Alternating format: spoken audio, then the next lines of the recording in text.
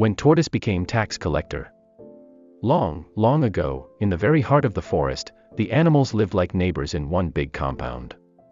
They fetched water together, farmed together, sang together, and when the yams were roasted, oh, they shared and ate together.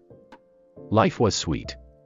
But one day, Tortoise, the so-called wise man of the bush, though some say his wisdom was mostly tricks wrapped in a hard shell, cleared his throat and made an announcement. "Ladies and gentlemen of the animal kingdom," he said, puffing his chest like a politician on campaign day, "from today, if you want to fetch water from our river, you must first pay me 1 basket of palm nuts. This, my friends, is the water tax." The animals froze. Their jaws dropped southwest wide. You could park a donkey in them. Monkey laughed first. "But Tortoise, who made you king?" Tortoise smiled that slippery salesman smile. "I am no king, only your humble servant. But I must collect a little something to manage the affairs of the community." And so, because nobody wanted quarrels, Lion paid. Elephant paid. Even tiny Squirrel, whose whole fortune could fit in a nutshell, paid. Soon, Tortoise's barn was fuller than a stadium on free ticket night. But as we say, too much of anything, even honey, can make the bee sting. Soon, the animals had no more to give. Their pockets, or rather, their paws, were empty.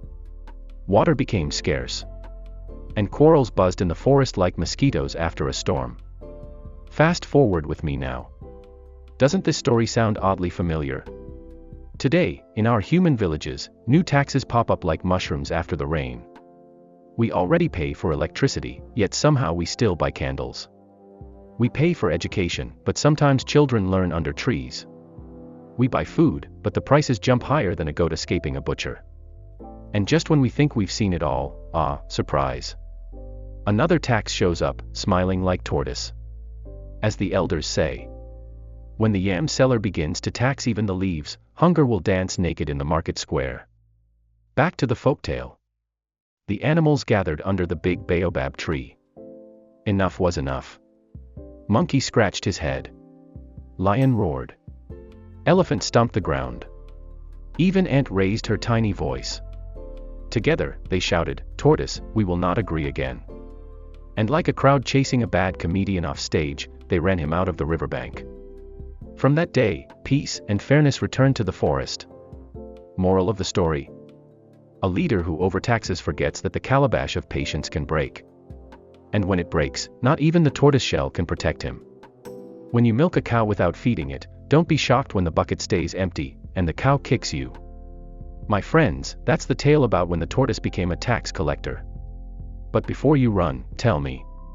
Do you think governments today are justified in imposing too many taxes on the citizens like the tortoise did? What would you have done if you were one of the animals in the forest? Drop your answers in the comments section. Don't forget to like if you enjoyed the story. And subscribe for more African folktales with a modern twist. Thanks for watching and listening.